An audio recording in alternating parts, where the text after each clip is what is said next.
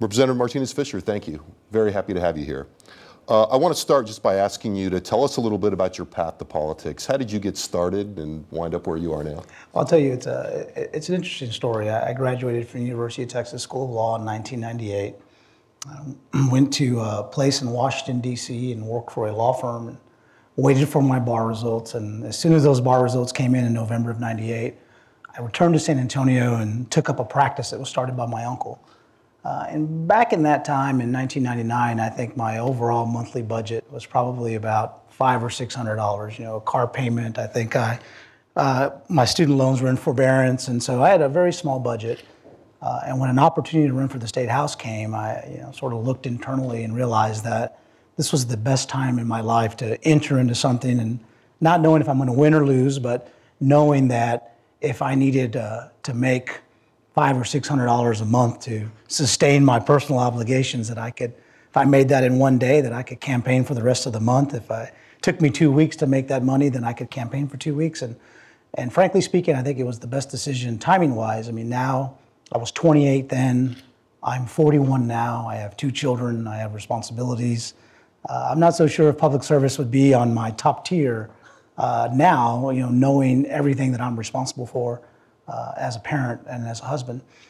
But it was really a unique time to say, you know what, let's just try it. I was living in my mother's house, and I felt that the person representing the district, although a nice man, really didn't have those issues that were important to constituents. And all it took was a couple of Saturdays knocking on doors and asking people if they knew who their state representative was. And when they said no, I knew that I had a shot. Had you been interested in politics leading up to that? Did it kind of come to you, or had you been? Well, I remember some of my father died in 1993 with throat cancer, and he wasn't a smoker. But some of my fondest memories were I was like 12 years old, 13 years old, and he had run for a county commissioner in San Antonio. And we had this van, it was a Mary Myler, and I should remember my dad would drive all over Precinct 2, and we'd put signs together, and I thought that was a campaign. And then my parents owned a couple of restaurants, and so my father sat at one of the tables with a phone line he had installed and opened up the phone book, and when he saw the right zip code, he called that person, and I thought that was a campaign, and so I was intrigued by it. I never lost that appetite for politics, and as I was a young college student, I had an opportunity to work as an intern for Attorney General Dan Morales. And then I came back in my law school days and worked for him again as a law clerk. And I certainly got a taste and exposure to Austin, the legislature. And when I thought public service was something I wanted to do, I realized very early on that if I had a good idea in the state of Texas as a member of the House, that my idea would impact 20 million people, and now 25 million people. And that seemed to take a higher priority than other places like maybe city council or school board. You felt like I could really have a positive impact in a very big way. And so I sort of set my sights on Austin, and I even, choosing where to go to law school, I felt UT, although one of the best law schools in the country, certainly puts you in place to play the full contact sport of Texas politics. And being in Austin certainly gave me that exposure. You're really right there on top of it when you're in school at that time in Austin. I mean, I'm telling you, we saw so much. I know Carlos Martinez is in the audience. We were classmates at UT. We were one of the last minority classes before Hopwood, and then you had the Hopwood decision. And there's so many things happening, in those 3 years at UT that really, told me that, public service is really a noble calling, and you can really, what I've learned is you can have an impact and do lots of good, you can do lots of bad, or you can do nothing at all. And fortunately, I've chosen the path that I think I want to be in this business to do a lot of good. And we certainly have a lot of challenges where we could have some positive improvement in that respect. So. Well, let's talk about a couple things you've done in that area. I want to start just to bring people up to speed. You're the chairman of the Mexican American Legislative Caucus. Talk about what the caucus does. That is probably the coolest job I've had. The Mexican American Legislative Caucus is the oldest and it's the largest Latino caucus in the United States. It is bigger than the Congressional Hispanic Caucus, respectfully. They may represent more constituents by way of larger congressional districts. We have more members. It was founded in the early 1970s, and one of its founders was a man by the name of Matt Garcia, who happens to be from San Antonio. And so growing up in San Antonio and social movement politics, I mean, Matt Garcia is a household name for social change and civil justice.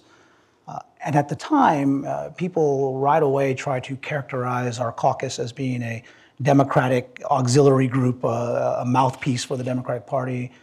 Mexican American Legislative Caucus was formed specifically to protect Hispanics from the Democratic Party. This was the 1970s. This is when the Democratic Party ran everything. And the handful of Hispanic members of the legislature didn't really feel like they were getting a fair shake when it came to committees and when it came to legislative priorities and funding priorities for certain parts of Texas.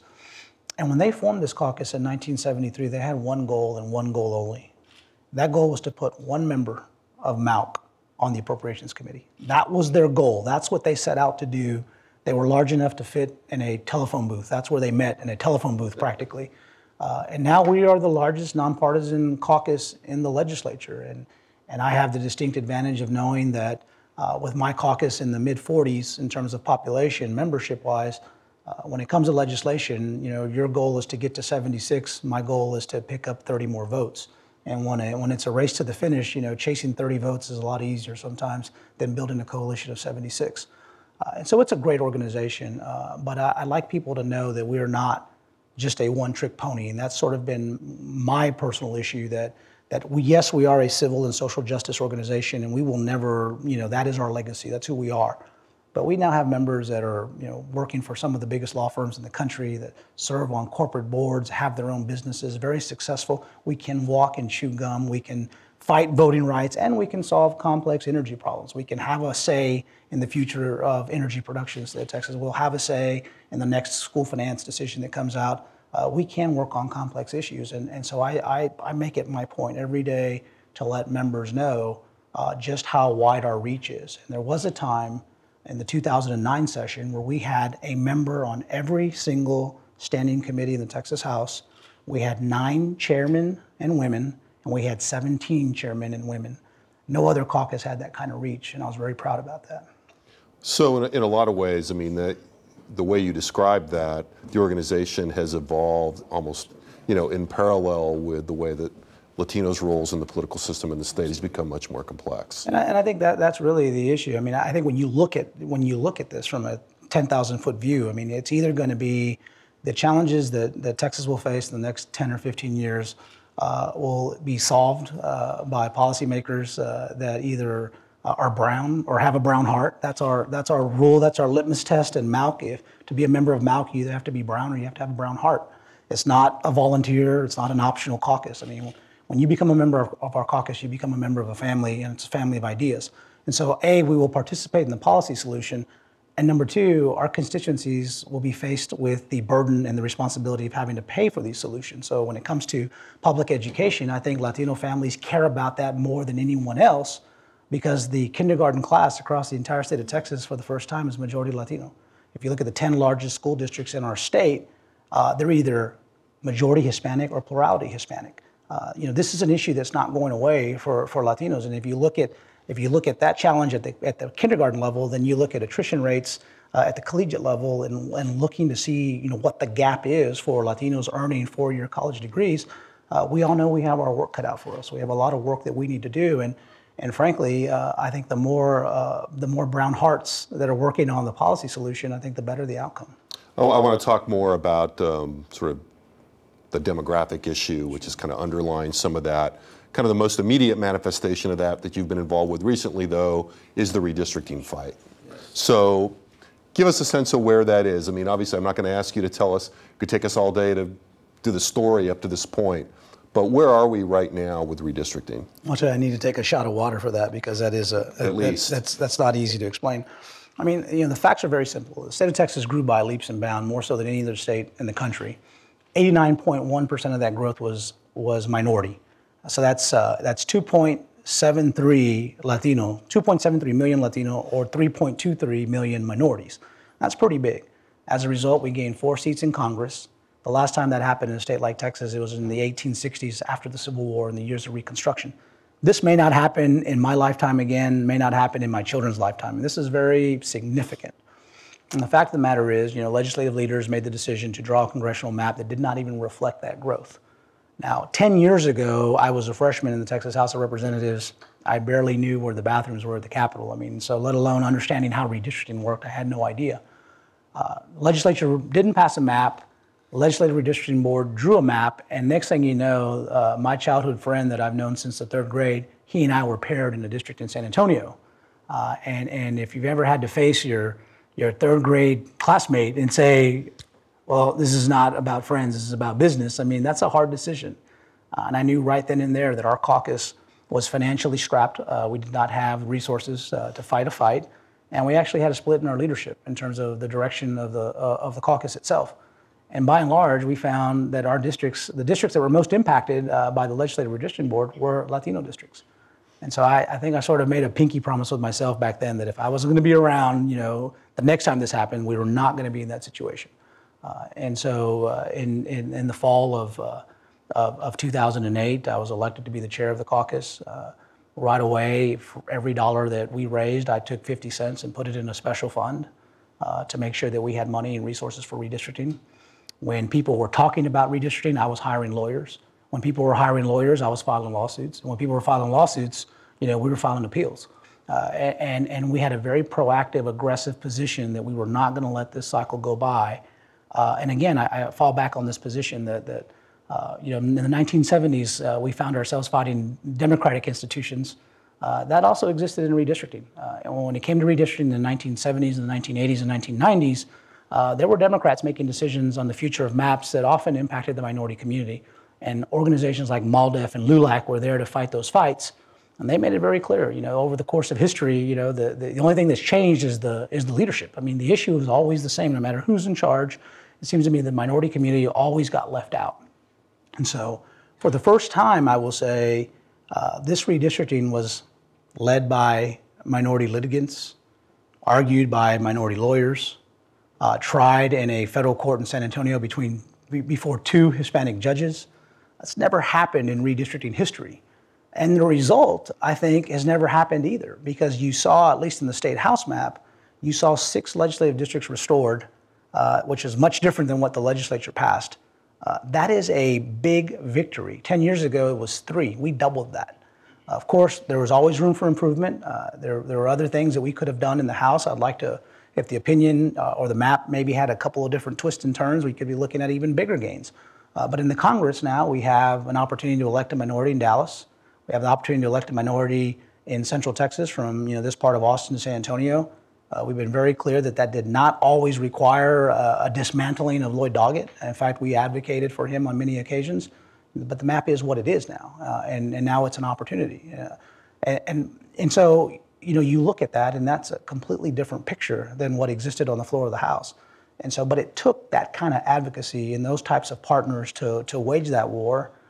And it's still ongoing, but as it stands, like you said, we have a map and we have a primary on May 29th, and we're going to have a very hot runoff in the middle of summer, and hopefully at some point we'll get to hear from presidential candidates talk about how elite we are to pursue a college education, and it'll be Texas will be back in the mix, and things will go back to normal, and hopefully we'll have a final map that still may or may not have some changes based on what happens with the dual track litigation in Washington, D.C. So suffice it to say, it's mostly over, but I think that there's still a few rounds of boxing left to go. Yeah, okay, so talk a little bit about that. Today actually we had another development today, We did. So if you could just sort of talk about, the up-to-the-minute state of things. Well, this morning there was a request by the district court in the District of Columbia, and as you know, voting rights litigation really involves 2 sections. Section 2, which means you have the sufficiency in population to create a minority opportunity district and you failed to do so, therefore we're going to sue you to make it happen. Then you have Section 5 that says, we take a snapshot of the state of affairs, what we call the benchmark, what is the current state of affairs for legislatures, and then we look at proposals and we compare to see if we retrogressed at all. And that's Section 5 that takes place in D.C. So that court is still litigating. We had a trial up there and we're waiting for their opinion.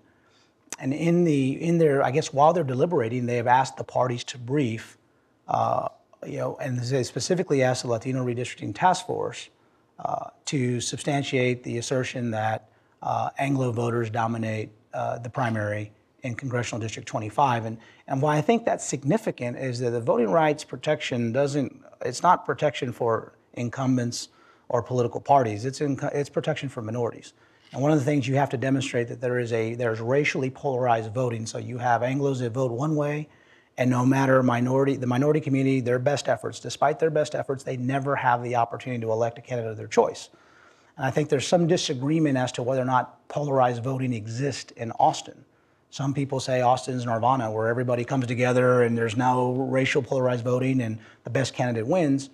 And some say that perhaps there are segments of racially polarized voting. And I think what the court is asked is articulate to me the argument that Anglos dominate the primary and there's nothing minorities can do in CD25 to effectuate the outcome of an election. I don't see that as a positive sign for Congressman Doggett. I'm not his lawyer. I'm not part of his legal team. They may have a different view, but I do believe that is, asking them to justify perhaps an idea they have. And I think that the task force is not the only party that's going to brief it. I think anybody can brief it, but I believe the inquiry was specifically asked of them because they have advanced the position that there aren't issues concerning racially polarized voting in CD25. And that by drawing this district into San Antonio and Central Texas, you can now truly have a minority opportunity for the minority community to have a say in the outcome of electing members to Congress. And that really has been one of the most contentious issues in the congressional map. I mean, it caused a lot of discomfort in the original map when it looked as if your colleague Representative Castro was going to be running against Lloyd Doggett. How do you sort that out when you're on the ground in the middle of that? You talked about, I'm sure it's not as bad as running against your third grade friend, but it's probably pretty close at some level. I think that people make decisions to run for office, and I think in the case of Joaquin Castro, I think he felt that it was his time to move on, and he saw this as an opportunity to run for Congress, and at the time, I think that, you have to really, look at Joaquin and give him a pat on the back for having the courage to step into the ring and be, overwhelmed by the amount of seniority and financial advantage that someone like Lloyd Doggett has. But I think Castro realized very quickly that he was formidable. I think the people in the fundraising community recognized that this would be an opportunity to elect a Hispanic, and people from all parts of that district came together, and he blinked his eyes and he was sitting at $500,000. Now with a court opinion that was just recently released with an interim map, I think if you are running for Congress in Congressional District 25, you do not have a lot of time. You have to make a decision by this Friday, and you have a primary on May 29th.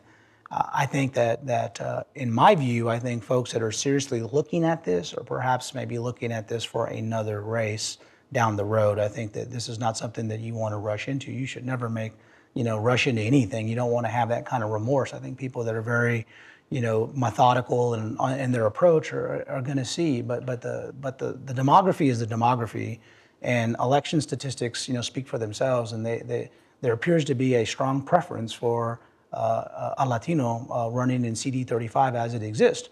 Now, if it changes, of course. Now, Malk has taken the position that you could take Austin out of the mix, and Austin can, and whether legislative leaders want to protect Austin or not, that's another fight for another day. But don't carve in this minority opportunity. Don't anchor Austin and make it part of the issue. We can certainly go from take the same district as it stands today, and once you get up to about San Marcos, you hang a right turn and go towards Bastrop, right, and be independent of Travis County. The court has already demonstrated that can happen. And I suspect that if the DC court provides protection for CD25 as a coalition district, then that's in fact what will happen. And the remedy, they will have to remove Austin from CD35. There's pockets of San Antonio that can be acquired to make up for the population loss, and moving the district into Bastrop will certainly make it a minority opportunity district and probably give anyone from San Antonio a strong advantage if they were to choose to run for that race. And right now we're just reading the tea leaves on that, essentially. I think so. I think Sylvia Romo, I understand, is running in San Antonio. I saw a lot of her signs on my drive up to Austin this morning, and I know that Congressman Doggett yesterday called me on a cell phone that has a San Antonio area code. So it sounds like to me he's in it for the long haul. But I think that there are many people that want to see the litigation finalized before they decide on what they want to do. And I wouldn't fault them for being cautious like that. I want to talk a little bit about the politics of this, but I want to ask one last kind of general question about this. I mean, what we've been talking about is, kind of the legislative process of drawing the maps being, kind of washed out through the legal process. Nobody gets everything they want, clearly. In the end, how do you think that worked? Well, I think that if I compare today's map to what was passed off the floor of the House, I mean, it's a night and day difference. I mean, there are 6 districts that didn't exist before. The discovery in this case really showed a very ugly side of redistricting. I mean, there were emails that were produced, and the case was very, very clear. I mean, the object of the game was to draw a district that had the illusion of minority dominance, but these map drawers knew very specifically the areas of town where people didn't vote. And so while on at the 30,000 foot view, you had a district that had a perception of a Hispanic majority, but election performance indicated that these folks weren't active. And that's okay. I mean, you can't force people to vote. I mean, but while they were doing that, they knew exactly where those communities were that were politically engaged and politically cohesive, and they were taking them out and dispersing them in other places. That's not what redistricting ought to be about. I mean, I think whoever's in charge, obviously that's the way it's always been. You preserve your political power. I have no problem with that. The minute you do it on the backs of the minority community, then I have a big problem with that. And we've demonstrated what we're willing to do. And, frankly, even if it meant moving the Texas primary a couple of times, that's how important of an issue it was and still is for Malk. And I think that on another level, I think it's really excited some people. I think people are looking for minorities and Latinos to actually start taking bigger positions and taking stands in a very visible way, because I think it serves as a basis of inspiration for people to understand that if they get a little bit more engaged, that they're going to be supporting people that are willing to have these kinds of fights and make tremendous gains for the community. I mean, that with one lawsuit, we've improved this map with 6 Hispanic districts in Texas. And we believe that this court in D.C. could possibly make that even a little bit better. And that would have never happened had we sat this one out on the sidelines. I think there were some great advocates involved and would have done a good job. But I think it takes a certain perspective of somebody, of a caucus that knows both sides of the process. We know our way around the courtroom as lawyers, but we also know our way around the policy room and how things get done and what happens behind the scenes. And if there's going to be a bone buried somewhere, where is it buried? I think that our caucus really was able to uncover, lots of things that otherwise might have been glossed over or overlooked because it was insignificant to the outside world. The process seems to inevitably generate tensions even among coalition partners.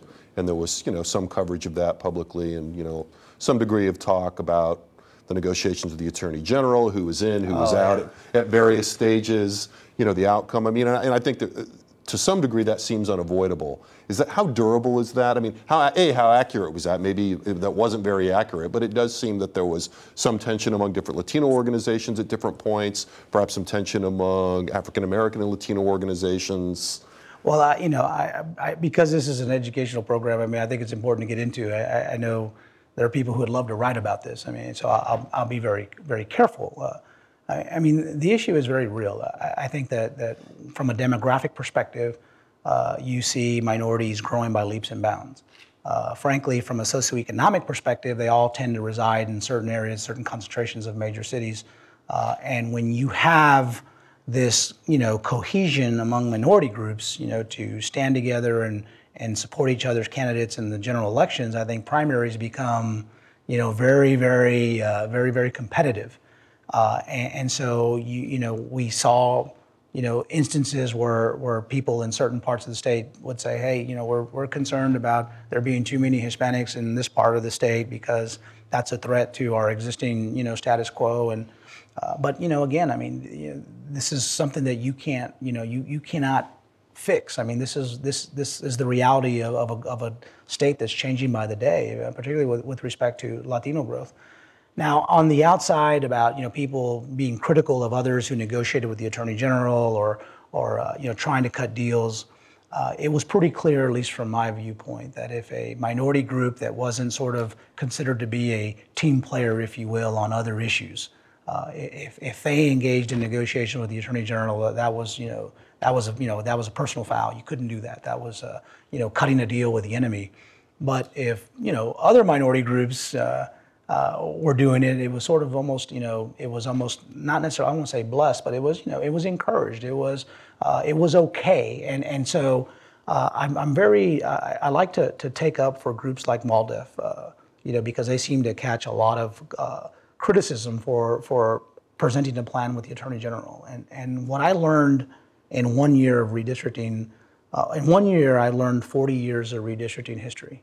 And I was told about time after time that certain party leaders in both parties decided the outcome, and it didn't matter what the minority community thought. The only difference today is that those making those decisions happen to be minorities, and they're making decisions that's in the best interest of their constituency. And there were certain people that didn't like that.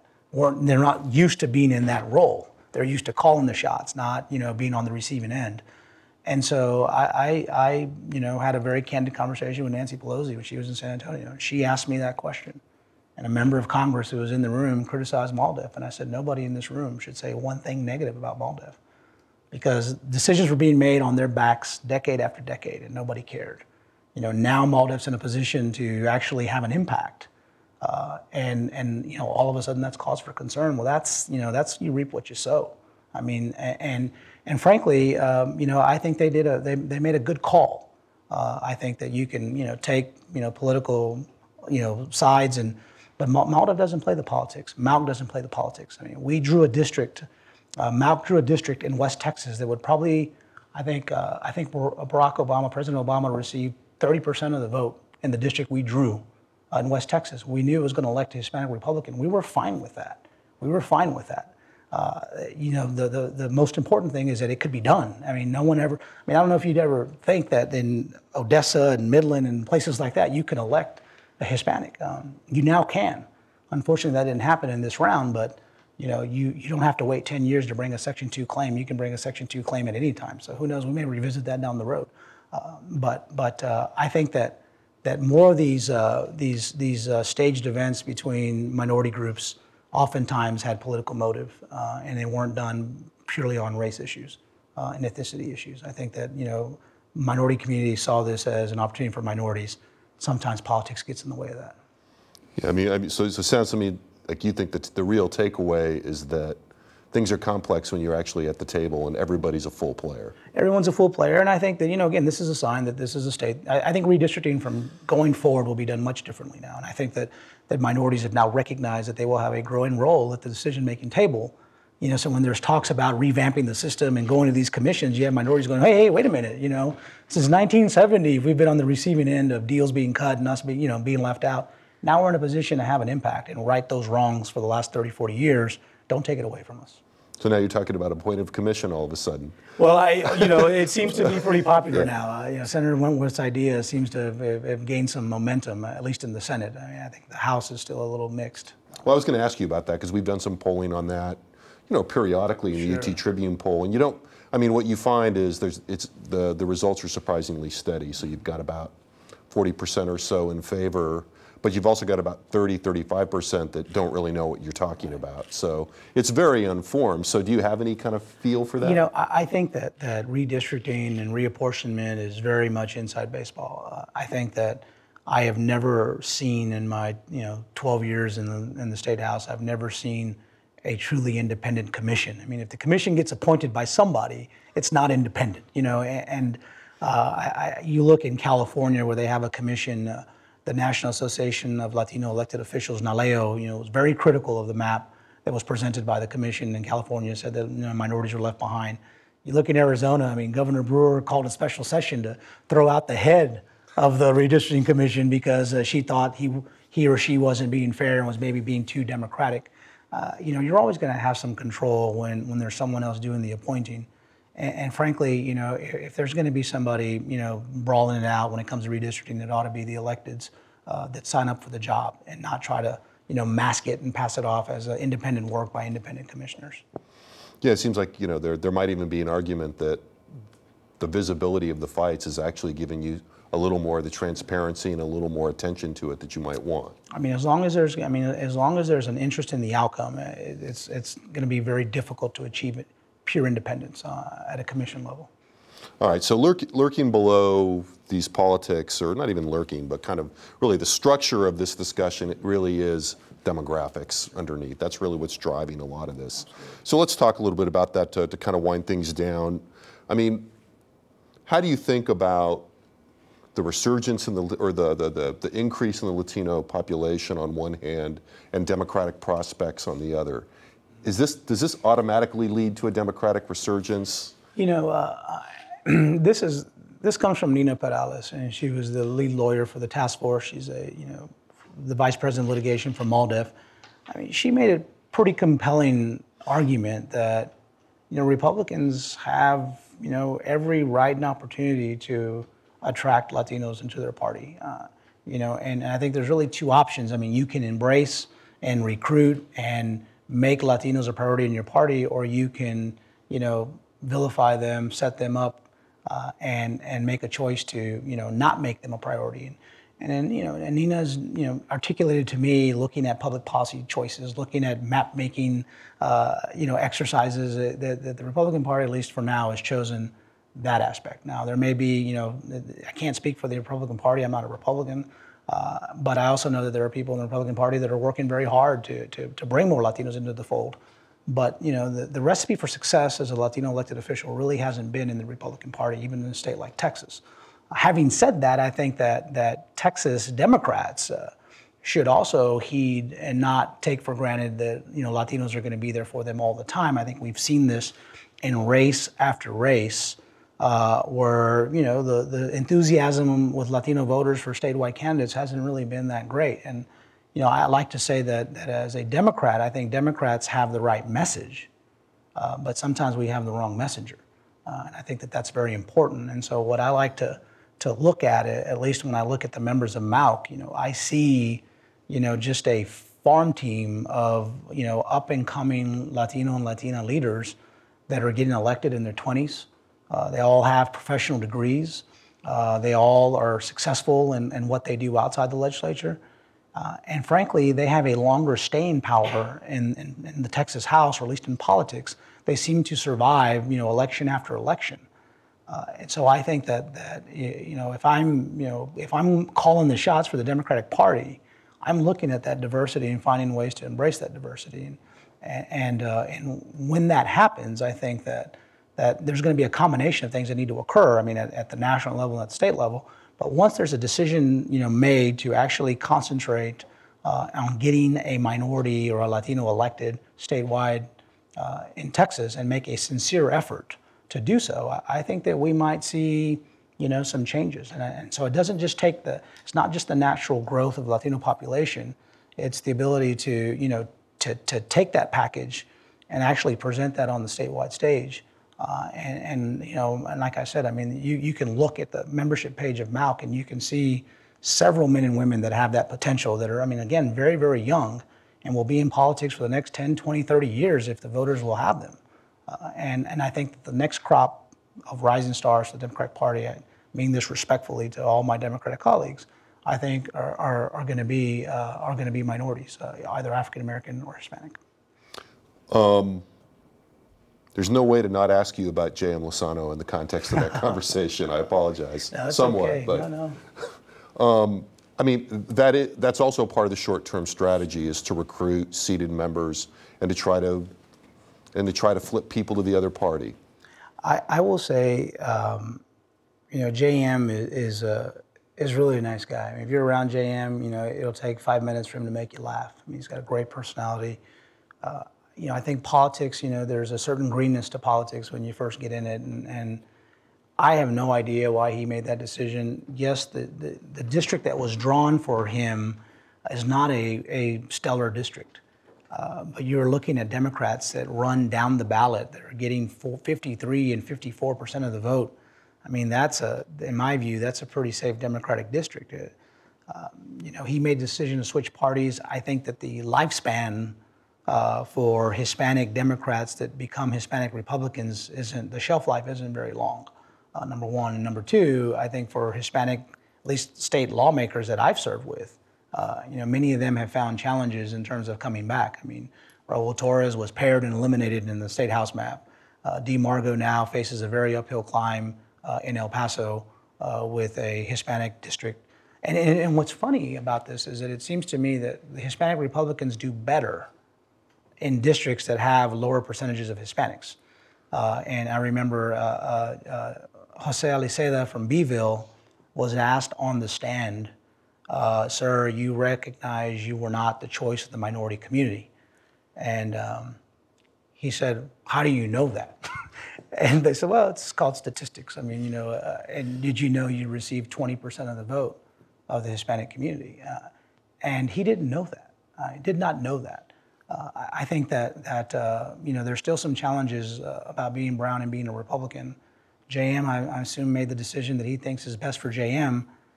Election data, you know, paints another picture, but, you know, we'll know in November. And so I think it'll be a very robust election. I think the people in Jim Wells and Clayburgh County, you know, have a lot to say about elections in South Texas, and we'll know soon enough whether it was a good idea. Perhaps, and you know, and I think, you know, it is what it is, and I wish him well. And if he's back in January, he'll be a member of MAUC, and we look forward to working with him. And you know, and if he's not, then, you know, it's just, you know, one of those things. I think that sounds to me like there are a couple of Hispanics that are looking to run in that district, and there may be an announcement, you know, in the next couple of days. And so, needless to say, I think it's going to be a hard fight for either candidate. You talked about all these young, promising Latinos in the caucus. You know, you're not exactly, you know, long in the tooth. I feel it though. I mean, my bones are old though. You know, somebody, you know, as I was talking to somebody earlier, they said you've got to ask him why he didn't run for one of the congressional seats. Well, you know, I put it to you this way: filing deadline's not till Friday, and so you know, I'll keep John Reynolds, you know, scratching his head over there. But you know, if I have a bad day in a city like Austin, you know, it's hard to have a bad day in Austin. It's a beautiful city, great people. But when I do have a bad day, let me tell you how old I am. I'm old enough to where I used to play CDs in my car. And so, you know, I put a CD in my car, and by the time I get to track 15, I'm pulling into my driveway in San Antonio. There's something to be said about that. I mean, being close to home, I have a 3-year-old and a 19-month-old, and I have a wife that's very difficult to not be around, you know. So that's what's important to me right now. Public service is great, whether it's here in Washington or somewhere else, and I'll know when that time comes. This whole issue of redistricting and creating districts, you know, it was never and should never be about one person. I mean, it should be about creating these opportunities. And as long as I feel like I'm productive where I'm at, you know, I'm not itching to be anywhere, you know, anytime soon. But, you know, as you know, in politics, most of it is timing. And you know, and when that time comes, you know, whether it be by Friday or 2 years from now or 5 years from now, we have some big challenges here in the state of Texas. I will tell you this, and you'll be the first to know it.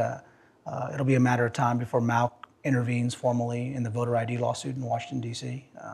We know our way around that place. I think we've built quite a reputation with that court in Washington, and one of the judges in our D.C. litigation is also a judge in the voter ID litigation. And we think that we'll have a big impact there. And I've authorized our MAUC council to start having conversations insofar as it relates to public school finance. I have been enlightened by the opportunities that we have for what we can, you know, whether you do it as a minority or you do it as a Democrat, you know, what you are denied on the floor of the House, you know, everybody's equal in a courtroom. And all you need is good lawyers and an opportunity to fight. And so whether we're fighting on redistricting or voter ID or school finance, you know, I still have a little fight left in me, although I'm tired. I have a little fight left in me, and I want to see these projects, you know, follow through. And, you know, that's going to keep me occupied. And I think it's more important for me to be involved in those fights and those policy decisions. And we'll worry about politics for another day. Very good. Well, thank you very much. Thank you. Questions from the audience? If you work for me, you can't ask a question. You've got a microphone coming to you. Okay, I'll ask one. As far as redistricting is concerned, it seems to me that the redistricting systems that we have currently have no independence. And so the question really is, isn't some independence better than no independence. So you mentioned, California, for example. California's new system is a system based on a citizens commission rather than Jeff Wentworth's, which is a politicians commission. It seems to me that they're all quite different, and it seems to me that the California system is moving in a better direction than we are currently. And so I'd like you to comment. Well, I think that always the proof is in the pudding. I think that, I have not yet seen a proposal or had explained to me a proposal that would really guarantee, a modicum of independence. I mean, you're always going to have winners and losers in a game like redistricting. But I think that, what's being proposed in Texas doesn't seem to get us but one step removed from the elected officials. And frankly, it doesn't seem like a good idea. I'm not familiar with the California model. I don't know how the citizens are appointed. I don't know if they run. In Texas, you can draw a line from El Paso to Corpus, and everything south of that line has, is one Texas, and everything north of that line is another Texas. I'd like to see how these citizen districts, evolve. I mean, even in a state like, please, even in a state like Texas, I'll be real honest with you. The beginning of our lawsuit in redistricting included a paragraph that we were fighting for single-member districts in the Railroad Commission, and frankly, it concerned lots of people because I think you can start a district from the tip of Brownsville and move up to San Antonio and hang a right turn and go to El Paso, and every day of the week, a Hispanic will get elected to the Railroad Commission. And so, I mean, I think that there are ways to be creative about doing things better. And redistricting is certainly an area that could use a lot of improvement. But as I said, I mean, absent your idea, I've yet to see something on the floor of the House that would suggest that there's going to be some semblance of independence. So far. Yes. Thank you for your question. Thank you. Other questions? Dave? You mentioned the potential for change in C-25 based on the D.C. court's ruling or regarding retrogression. Do you see anything, any other possibilities, particularly with the state house map, like Nueces County?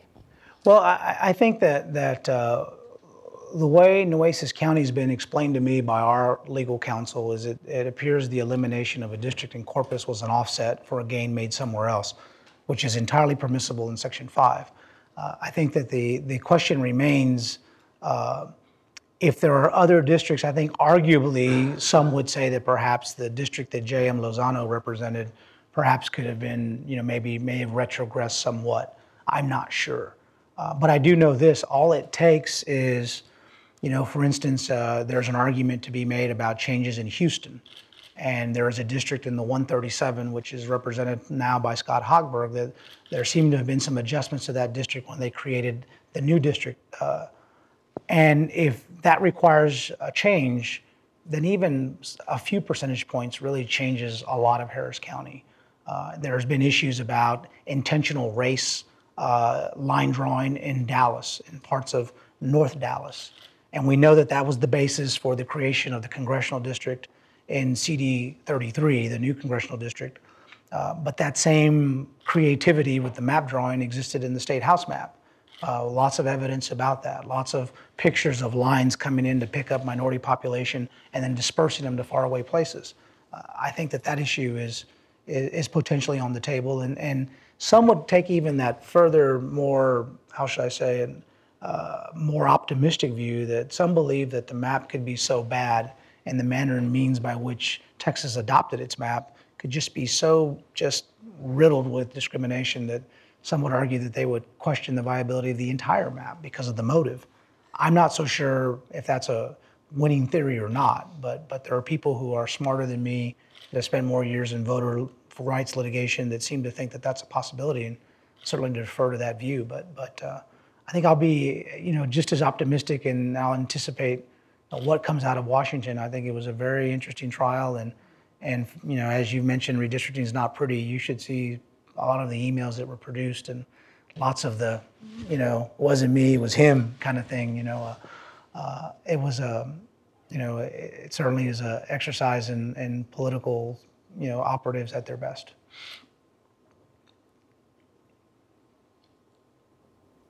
Yeah, sure. Can you please identify yourself? She was looking like she was asking if it was okay. Yeah, I was like, yeah. I didn't know if it was all right. I just wanted to ask if you all have made a decision on appealing the last order. You sound like you think the May 29th is a go.